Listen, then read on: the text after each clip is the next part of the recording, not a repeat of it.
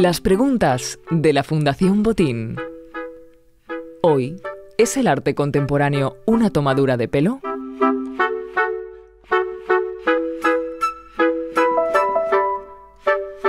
Hola a todos, hola a todas, bienvenidos y bienvenidas a las preguntas de la Fundación Botín. La pregunta que tenemos entre manos hoy está llena de sorpresa, estupefacción, incomprensión, escepticismo y fascinación. ¿Sabemos enfrentarnos al arte contemporáneo? ¿Hay que saber para entenderlo? ¿Es acaso una tomadura de pelo? Le hemos preguntado a un grupo de estudiantes de segundo año de Bellas Artes y en el siguiente audio nos cuentan sus impresiones durante su visita a la Feria de Arte Contemporáneo Arco. Nosotras fuimos y había algunas cosas que nos parecían una mierda y dices, bueno, pues a mí no me gusta, pero a lo mejor a otra persona pues le gusta muchísimo. Lo que pasa es que cuando porque ahora estamos hablando de qué nos parece pues arte o no arte, pero cuando ya tenemos que ponerle un precio, ahí es cuando la gente se echa las manos a la cabeza, porque claro, es muy difícil valorar algo que es subjetivo con algo que es monetario, con algo que todos conocemos, ¿no? Porque a lo mejor tú un cuadro no lo conoces, pero el dinero lo conocemos todos porque todos tenemos dinero, hemos visto lo que cuesta ganarse pues el dinero. Entonces, por ejemplo, yo me acuerdo que vimos unas esculturas, por llamarlo así, de un clip gigante, una pared llena de pelo, tal, y claro, muchas obras no te ponen el precio, pero en esas justo sí, el clip gigante eran 50.000 euros y la pared llena de pelo eran 100.000. Pues claro, tú dices, madre mía, pero ¿esto cómo va a costar 50.000 euros? Un clip gigante en Arco, 50.000 euros, una pared llena de pelo, 100.000, ¿lo vale? ¿Cuándo lo vale? ¿Por qué lo vale?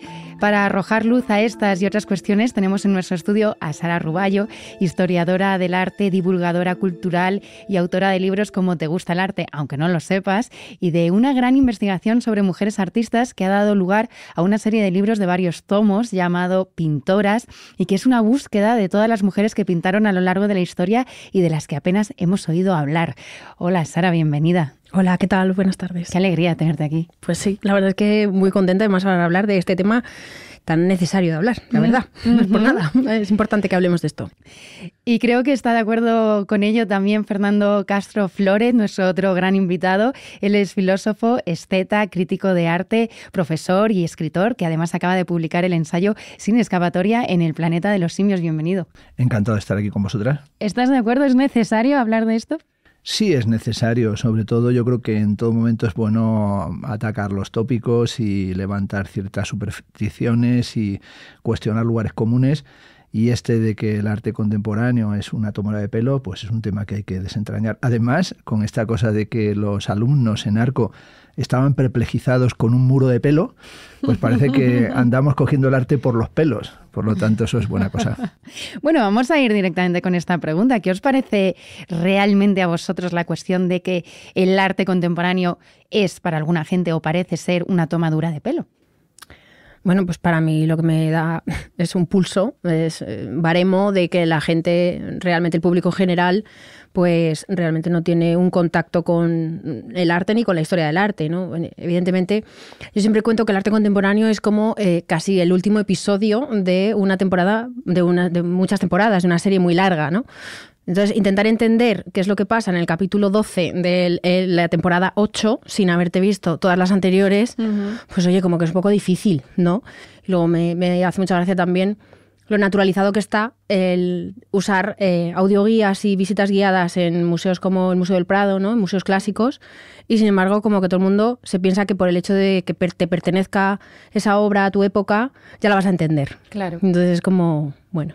Y luego al margen de que el arte pertenece a la sociedad en la que se hace. Entonces el arte contemporáneo habla mucho de la sociedad en la que se hace. Y mirarse al espejo a veces no mola. Yo creo también, como Sara, que se trata de un lugar común que en realidad responde a lo que llamaríamos el enemigo característico del arte contemporáneo, que suele ser, por un lado, pues un resentido a veces un resentido, un tipo de artista que no fue capaz de insertarse en las dinámicas de la contemporaneidad. En otros casos es gente que tiene una especie de analfabetismo vocacional, no es que no estén formados, sino que han decidido no investigar nada. Y luego también hay mucha gente que adopta una actitud, vamos a decir así, del despiste general.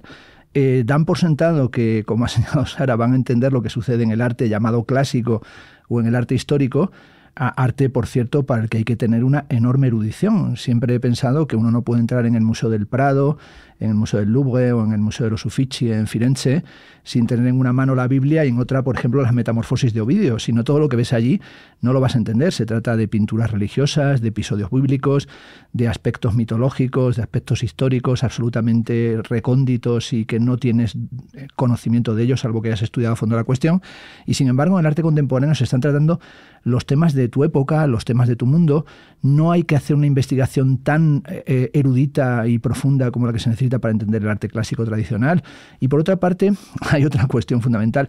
No podemos ser otra cosa que contemporáneos. Es decir, nosotros revisaremos el arte de los primitivos venecianos o de los artistas del románico o del siglo XVIII, pero tenemos que hacer desde una mirada contemporánea. Si no adoptamos una actitud que no sea negativa de entrada y como un prejuicio neófobo, pues estamos condenados a que nuestro tiempo sea un tiempo verdaderamente opaco y sin capacidad de análisis crítico. A mí me parece que también habría que verlo a veces en una perspectiva amplia.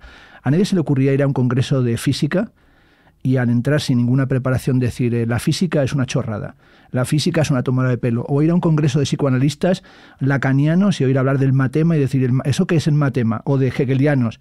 Si no has leído la Fenomenología del Espíritu, pues no vas a entender nada. Pero esta actitud de que lo que no conoces es malo o es una tomada de pelo es fruto de una falta de afán de aprender un poquito y de tener eso que se llama curiosidad, que es la madre del conocimiento. En el arte contemporáneo, ¿cómo se puede distinguir un timo, entre comillas, de una gran obra maestra?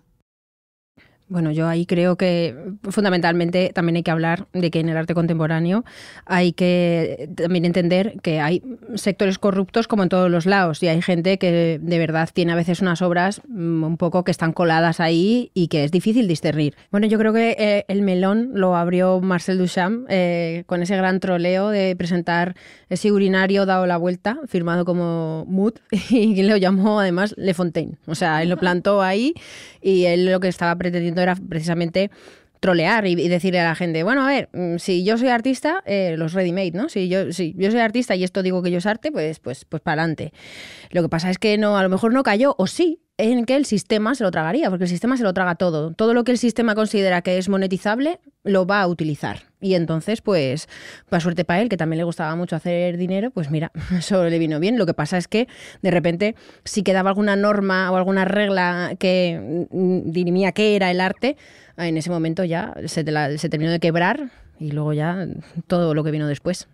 Entonces, discernir una obra de otra, yo creo que al final lo que te importa es entender el bagaje, la trayectoria que tiene ese artista y también, evidentemente, creo que, ¿por qué no? Está el gusto personal, ¿no? Que también muchas veces se denosta, fundamentalmente porque siempre pensamos que si nos acercamos al criterio de si me gusta es arte, si no me gusta no es arte, que esto es lo más cuñado que te puedes encontrar y está adherido a la vaguería intrínseca de todos y cada uno de nosotros, que es pretender que todo va en función a mi filtro. La cuestión es intentar superar todo eso y tener un poquito de eso, lo que estaba diciendo Fernando, que es un poquito de interés, un poquito de estudio y de que entender que el comediante de Catalán del 2019, que es la famosa banana, fue un troleo muy bien pensado y que realmente pasará a la historia del arte como una gran obra maestra porque consiguió hacer lo que muchos o todos queremos, que es ganar más con poco, ¿vale? Entonces, él consiguió hacer una revisión de toda la historia del arte con un solo elemento que le debió costar medio peso en un mercado y ganar 10.000 pavos con él. Entonces, la obra te puede gustar o no, pensarás que está loca la persona que lo paga o no, pues será una basura o no, pero lo fundamental es la trayectoria de Catalán. ¿Qué va antes? ¿Qué ha hecho qué es lo que ha hecho Gatelán para llegar a ese punto, ¿no? Creo que es importante eso. Precisamente la obra de la que hablas, que se publicó en 2019, era un plátano pegado a una pared y se vendió en una feria de arte en Miami por 108.000 euros. 108.000. En estos casos, ¿es la propia obra una provocación para que hablemos de ello o de ella? No, yo creo que el problema básico es que, y esto Antonio Machado ya tiene hasta un verso sobre eso, confundimos valor con precio. Solo el necio confunde el valor con el precio. Solo el necio confunde el valor con precio. Yo creo que al final los escándalos, o gran parte de, entre comillas, los escándalos de pacotilla del arte contemporáneo están basados en la cuestión del precio. Nos parece que es un escándalo que valga eso. Tenemos que evitar pensar que los artistas, que les cuesta mucho sobrevivir, a los artistas, a un tanto por ciento enorme de los que se dedican al mundo del arte, les cuesta mucho continuar desarrollando eso que es su pasión. El escándalo tiene un desarrollo corto y, por lo tanto, la mayor parte de la gente que se dedica al mundo del arte es gente que hace un trabajo muy concienzudo, muy elaborado, y se trata de discriminar lo que puede tener interés de lo que no lo tiene, lo que es importante, lo que es un timo, pues con lo que siempre ha funcionado, que es el análisis crítico, es decir, la capacidad crítica. Es decir, tenemos que resistirnos a aceptar las cosas porque vengan rodadas, pero eso igual en el arte que en los sistemas comunicativos, en la política, en la conformación de nuestra propia vida. Es decir, no te puedes basar meramente en las inercias. Entonces hay que tener una actitud que es la de, en primer lugar, no adoptar un prejuicio que te impide evaluarlo, que yo creo que es la reacción habitual. Además, la precipitación de las redes sociales contemporáneas lleva a que todo el mundo quiere intervenir de todo sin pararse un minuto a decir, bueno, pero esto... ¿Qué opino yo realmente? Y todo el mundo necesita decirlo, entonces enunciarlo. Y además hacerlo, bueno, como lo que triunfa en las redes, que es una actitud haterista, ¿no? Si eres un hater y declaras que todo lo que han hecho un montón de artistas es malo, que no aporta nada, acabas de hacer el clickbait perfecto porque todo el mundo quiere que se haga esa enunciación. Porque toda la gente en el fondo dice, ya lo sabía yo. En el fondo identifican el arte como el cuento del rey desnudo, ¿no? Ya sabíamos nosotros, eso era una farsa, eso era un timo, pero no lo era, en el sentido de que al final la historia va filtrando. Hay un montón de discurso experto, es decir, Sara se formó como historiadora del arte. Yo doy clase hace 40 años de estética e historia del arte. Es decir, ¿por qué los que nos dedicamos a estas disciplinas, que son disciplinas con un fondo de epistémico, de elaboración, de documentación, de análisis, de trabajos muy sesudos y muy intensos, por qué tenemos la costumbre de hablar de nuestro campo con menos rigor o desacreditándolo, algo que jamás haría alguien que se dedica al derecho? Yo, por ejemplo, cuando pienso en los vulcanólogos, lo vimos con el volcán de Cumbre Vieja, los vulcanólogos son en realidad unos intuitivistas. Recordad que decían, la lava llegará al mar, sí o puede que sí o puede que no. Y decía, ¿estos a qué se dedican? Estos eran unos puros chapuceros. En el campo de la historia del arte hay un trabajo documental, un trabajo analítico. Es decir, cuando tú dices, el mundo del arte es una chorrada, ¿qué va? Pregúntaselo a los expertos en Caravaggio, pregúntaselo a los expertos en Picasso, y de repente viene uno y hace un vídeo para YouTube de 15 minutos sobre Picasso, dice 2 tonterías y tiene millones de visualizaciones y queda como el que sabe de Picasso. Eso yo no lo acepto. Es decir, yo creo que al final no soy un defensor de la vieja escuela académica, pero yo creo que en todos los asuntos hay que formarse, hay que tener espíritu analítico, crítico, y acepto la doxografía, o que la gente opine, como si estuviéramos acodados en la barra de un bar. Pero si se trata de hacer un análisis serio, hagámoslo, y sobre todo cuando tiene que ver también con las instituciones que tienen por finalidad crear patrimonio, hacer colecciones, educar al público. Es decir, si la gente que se dedica, por ejemplo, como nosotros, a la divulgación cultural, no adopta de cuando en cuando una posición de rigor, que no tiene por qué ser rigor mortis, pero por lo menos de un rigor basado en conocimientos históricos, en fundamentaciones, creo que hacemos un flaco servicio. Hay una frase muy chorra que dice, sobre gustos no hay nada escrito. Yo a veces digo, ¿y por qué tengo yo miles de libros en mi biblioteca de estética? Porque, o sea, ¿cómo no ver nada escrito sobre gustos? Desde Platón y Aristóteles son miles y miles. Hay toda una tradición reflexiva. Por tanto, ¿qué es lo que permite distinguir? Estudiar, analizar, criticar, someter a la revisión histórica. El presente es difícil de analizar. El presente está complejo. Pero en medio del presente no hay menos timo, hay más timo, en mi opinión, en el mundo de las finanzas, en el mundo económico, en el mundo mediático. Hay más farsantes en otros A mí temas. me parece desorbitado los millones que se paga por un jugador o los millones que paga la gente para ir a ver un partido porque no es mi interés. Entonces, claro, la persona que se gasta una millonada en una obra, una pared de pelo para decorar su casa, oye, pues si tiene los millones y se lo quiere gastar y luego le sirve para actuar como valor o para fanforronear con sus amigos billonarios, pues bien está. Yo no lo voy a pagar. Si lo paga él, pues ya está. ¿Qué problema hay? Claro. ¿Cuál es el problema? Sara, tú como historiadora del arte, Sí. sabrías seguramente respondernos a esto, ¿desde cuándo los artistas se preguntan qué consideramos arte? Pues lo ha dicho Fernando, yo creo que es desde el inicio. O sea, Aristóteles y Platón, cuando empiezas a estudiar la carrera ideas estéticas, es que empiezas por ahí, empiezas por la construcción de la idea de belleza en el mundo griego. O sea, es que va intrínseco a nosotros. O sea, y una de las cosas que se fundamentan en el arte contemporáneo, que creo que la gente como que no se para a pensar, y es que el arte tiene una trayectoria, desde que se empieza hasta el día de hoy. Y esa trayectoria, como la de todo el mundo, pues evoluciona, cambia. Empieza con unas normas y en vanguardias, a principios del siglo XX, todas esas normas se rompen gracias a las vanguardias. Entonces, ahora tenemos a los artistas más libres del mundo, que se han quitado de encima los comitentes al papado, a los reyes, toda la gente que le encargaba las obras. Incluso ahora tienen una libertad de material que jamás ha existido. Pueden utilizar todo tipo de metales, plásticos, polímeros, e incluso hay todavía algunos locos que siguen pintando al óleo de manera tradicional, o incluso algunos que siguen tallando mármol. Impresoras 3D, hay una cantidad de materiales bestiales, los artistas son más libres que nunca y entonces ahora simplemente está en que, chico, déjales hacer y lo que te guste te lo compras y si puedes pagarlo y lo que no, pues no pasa nada.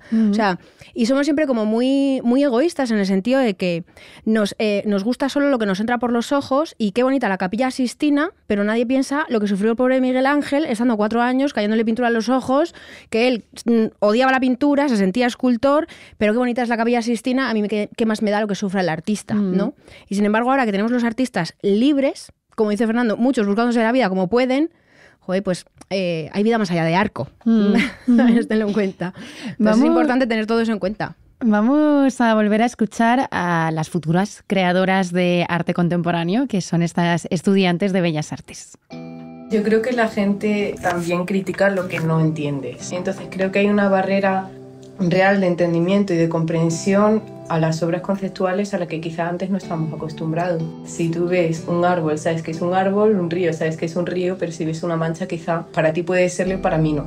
Hay cosas que me pueden parecer fraude porque quizá no sé si es que no logro llegar a entenderlas o no. Por ejemplo, lo que a mí ahora mismo me puede parecer un fraude, dentro de 4 o 5 años, cuando termine la carrera o cuando sea más mayor, no me lo van a parecer, porque me parece que también que es un poco según cambies personalmente y quizá también cambie la sociedad. Bueno, cuando esta estudiante nos contaba que intuye que va a evolucionar, nos hemos acordado de una anécdota que tú nos contaste, Fernando, sobre tu primer encuentro con el arte povera cuando tenías pues más o menos esa edad, quizá. Sí, estaba ya avanzado y casi acabando la carrera. Y estaba, bueno, en un momento en el que además yo pasé de ser alumno a ser profesor inmediatamente. Es decir, hice ese viaje tan corto que de estar sentado en los pupitres a estar sentado en la mesa dando clase. Y con la formación que yo traía, pues fui a ver la exposición que se llamaba Dall'arte Povera a 1984, que hizo Germano Celán en el Palacio Velázquez y de Cristal del Retiro, una exposición verdaderamente mítica. Y entré y me llevé un baño de agua fría porque no entendí nada. Y realmente me quedé helado. Además, sobre todo, lo que más me frustraba era que, habiendo estudiado filosofía, que es la carrera que yo estudié, e historia del arte, y además siendo, pues bueno, pues un ratón de biblioteca, habiendo estudiado tanto, no tuviera ni un solo elemento para comprender la exposición. Nada. También se debía a que, como sucede en las carreras, pues lo contemporáneo se deja de lado. Es decir, siempre falta tiempo para explicar lo contemporáneo. Nunca se da más allá de 1950. Claro, entonces, y te dan, vacío, precipicio. Te dan una y otra vez, vuelven una y otra vez sobre el Renacimiento, sobre la Edad Media, sobre el siglo XVIII, y entonces cada vez que van al siglo XX les da como una parálisis mental. No hay perspectiva, y se quedaban ahí. Y entonces lo vi, y decidí ir todos los días, a la misma hora. Estuve yendo 22 días, soy muy puntual y fui todos los días a las 4 de la tarde. Hiciste un Antonio López. Hice un Antonio López. Hoy pasaba por el Retiro, paseaba y me acordaba de cómo iba. Además iba con mi novia, que estamos juntos desde hace 40 años, que es mi mujer. Y entonces me decía, qué pesado eres. Y yo decidí no dejar aquello quieto hasta que lo entendiera. Y me empezó a interesar el arte contemporáneo por lo que tiene de un enigma. Es decir, no tienes nunca todas las claves. Tienes parte de la documentación, tienes mucha documentación tal vez, pero no hay una sola respuesta. Y esta idea de que no hay una sola respuesta, que es lo que, por ejemplo, le interesa a Vila Matas o a Chet Baker o a ciertos artistas que a mí me interesan mucho, que no hay una sola respuesta en la vida para las cosas y que el enigma es el centro de la experiencia artística como densidad de las metáforas, es lo que allí me marcó. Y a mí siempre me ha interesado mucho artistas, y es sobre los que he escrito durante tantos años, que tienen un lenguaje más bien cifrado o extraño, o difícil de desentrañar. Y a mí me interesa mucho el arte como desafío intelectual. A cada uno le interesan unas cosas en el arte. A mí no me interesa aquello que da una respuesta inmediata. A mí, por ejemplo, cuando alguna gente dice, a mí es que me gusta el arte porque yo he visto y había un caballo, y vi que era un caballo, y vi que era un atardecer. Esa es la concepción mimética o naturalista, es la concepción básica o más rudimentaria de la experiencia artística. No la deploro, pero no es la que más me interesa. A mí me interesa donde plantea un problema sensorial e intelectual. A ver qué te parece de extraño y bizarro, porque a lo largo de la historia del arte los propios artistas, muchos se han apuntado a azuzar un poco la polémica, y hay un ejemplo muy conocido, además del ejemplo del plátano que hemos puesto antes, que es el de la mierda de artista de Piero Manzoni. Eran latas de 30 gramos de presunta mierda enlatada. Y había una serie limitada cuyas piezas se han llegado a vender hasta por 275.000 euros en una casa de subastas en Milán en 2016. Y hay otra de estas latas que se encuentra expuesta en el MoMA de Nueva York. Tú tienes un libro, Fernando, que se llama Mierda y catástrofe, síndromes culturales del arte contemporáneo. ¿Qué opinas sobre estas corrientes? Bueno, a mí esa es una corriente que me interesa muchísimo, ¿no? Es decir, la corriente que tiene que ver con lo que llamaríamos la cara oscura de la historia de la estética, ¿no? Decía Hegel, perdón la pedantería, pero algo tiene que ver, que la historia de la estética es la historia de la forma bella. Pero en realidad, cuando uno revisa la historia del arte, se da cuenta de que la historia del arte no solamente ha sido la historia de la belleza, sino que también ha sido la historia de la fealdad, ha sido la historia de lo sublime, que tiene que ver con lo terrible, ha sido la historia de lo siniestro en el sentido freudiano, de lo abyecto, de lo inquietante, de lo disforme, de lo repulsivo. Manzoni vendía las latas al precio del oro, por el peso de esa lata en oro, y se la pagaban en pan de oro. En ese sentido, la obra es un proceso alquímico, es la famosa búsqueda de la piedra filosofal que convierte la escoria en oro y trata sobre lo escatológico. Y yo creo que esa dimensión de los restos, de lo estercolar, de lo excrementicio, tiene que ver también con la historia de la economía, ¿no? Decía Freud que el origen de la economía es el control esfinteriano. Yo dediqué un libro entero a eso, es decir, cómo los restos, los residuos son el centro de nuestra vida. Un gran profesor desapareció hace mucho tiempo de la Complutense, Ángel González García, que yo creo que fue uno de los mejores profesores de historia del arte que ha tenido este país, decía que en el resto se encuentran las cosas más importantes de nuestra vida. El resto y la ceniza son la raíz de lo cantable. No sabemos si el resto es lo que sobra o lo que falta. En cualquier caso, los artistas tienen la capacidad siempre de sacar de los restos, de la escoria, del detritus, de la basura, diamantes y perlas, ¿no? Por lo tanto, para mí, Manzoni en esa obra, que es una obra claramente polémica con respecto a lo que fue el sistema y el mercado del arte en su época, sigue siendo una referencia. Y por tanto yo dediqué ese libro a pensar esa cuestión, que era más importante trabajar sobre la catástrofe que sobre la mierda, ¿no? Pues nosotros vivimos hoy más en la catástrofe que en la mierda. Hasta el 11 de febrero de 2024 se expone en el Centro Botín El Greco, Tino Segal. Es una exposición que está concebida como un diálogo entre el cuadro del Greco, Adoración de los Pastores, y una nueva obra en vivo de Tino Segal, que invita al visitante a disfrutar de un diálogo transhistórico entre una obra de arte contemporáneo y otra del Renacimiento. Y cuanto menos es algo muy curioso o incluso, en mi opinión, muy interesante.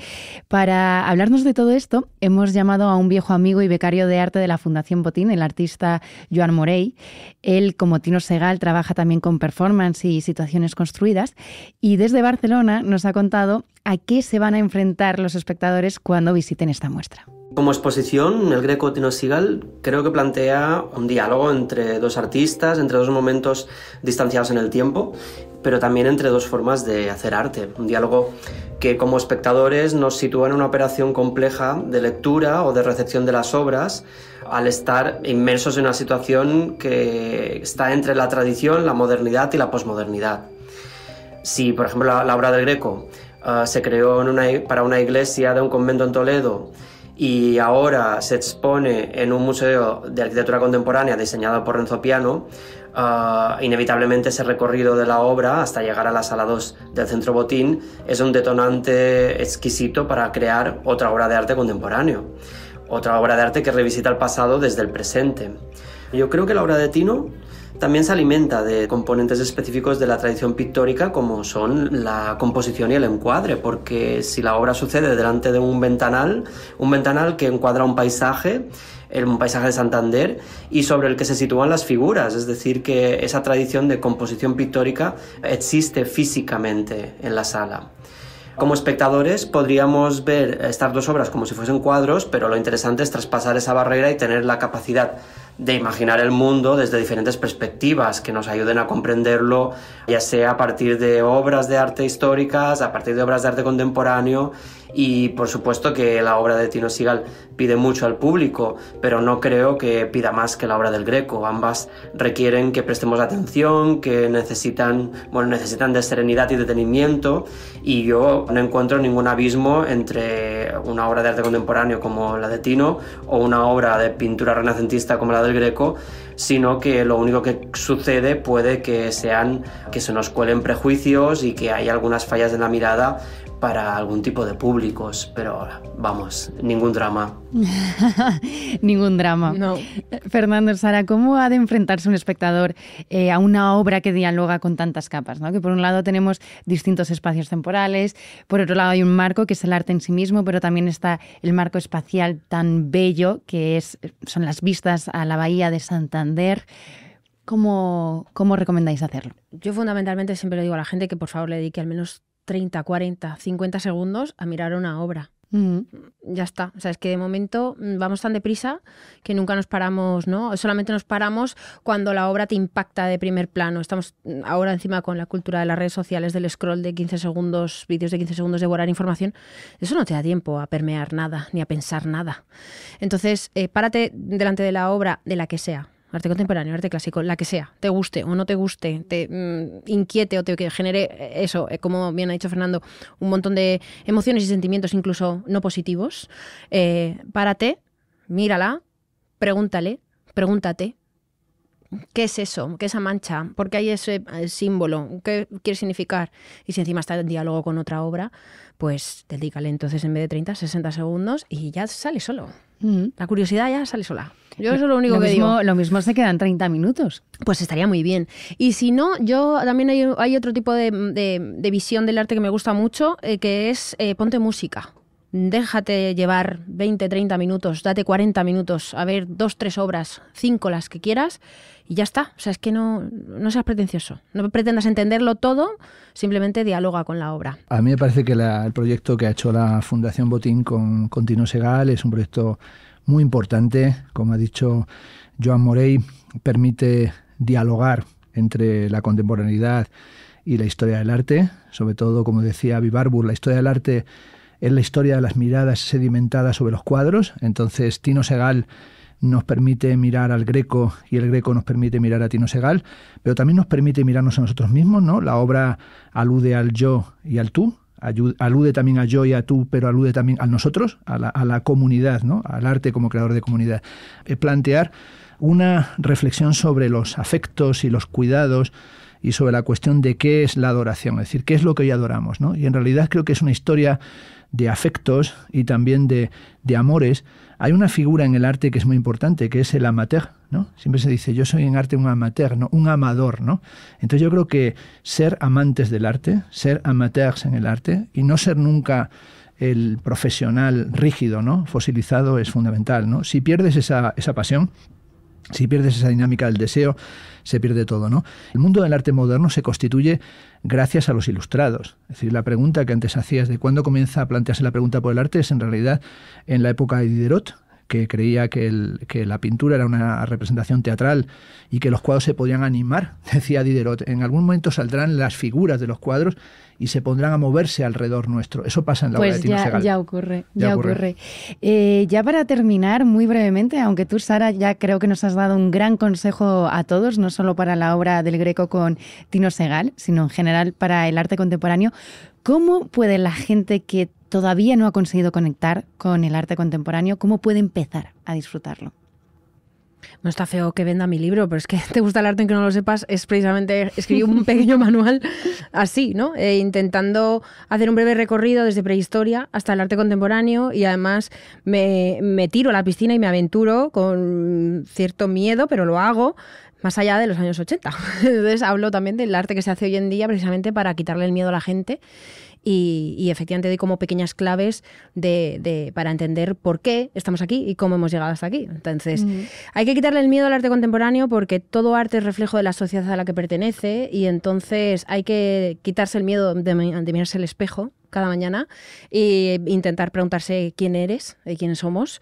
Y lo mismo el arte, que está ahí y te refleja. Entonces, si el arte te parece banal, te parece caro, te parece superficial, te parece burdo, vasto, feo, pues a lo mejor habría que hacerse unas cuantas preguntas. Pero lo mejor de todo es que no solo es ese el arte. Ahora mismo se hace arte maravilloso, muy bonito, tanto conceptual como de distintas disciplinas, de distintos conceptos, y me parece que la gente debería quitarse el miedo y ver. Y ya está, simplemente dejarse llevar. Y brevemente. Sí, en realidad que, insisto, que sepan que no pueden ser sino contemporáneos, que es un mundo apasionante. También hay que decir que es divertido. A mí en muchas ocasiones, si me dicen en qué sintetizo lo que yo enseño de arte, es que es un campo en el que puedes disfrutar, es divertido, no es tan árido como se imaginan, no hay por qué ir con un manual de instrucciones, no hay que llegar allí habiendo leído a Kant o habiendo, no sé, estudiado toda la historia de la metafísica. Y hay también debates que tienen que ver con lo que nos pasa, es decir, nos interpelan con las cosas que suceden en nuestro mundo. Y si abrimos el marco y no pensamos solamente en el arte que está en los museos, sino también en lo que ve uno en las series de televisión, de lo que ve en el cine, los cómics de nuestra época, es una época que está llena de artistas en muchas disciplinas que son magistrales. Es decir, a mí siempre que me dicen no me gusta el arte, digo, ¿y has visto algún cómic de Chris Ware, por ejemplo? Y yo creo que cuando lo veas, algún día te darás cuenta de que hay artistas estupendos en nuestro tiempo y que además te van a aportar muchísimo. Te van a entender tu mundo de otra manera. Pues Fernando Castro y Sara Ruballo, muchísimas gracias. Ha sido un placer escucharos, la verdad. También para mí. Muchas gracias. Y nosotros continuamos en el siguiente capítulo de las preguntas de la Fundación Botín. Ya sabéis que las preguntas no se acaban y por suerte las respuestas tampoco. Hasta la próxima.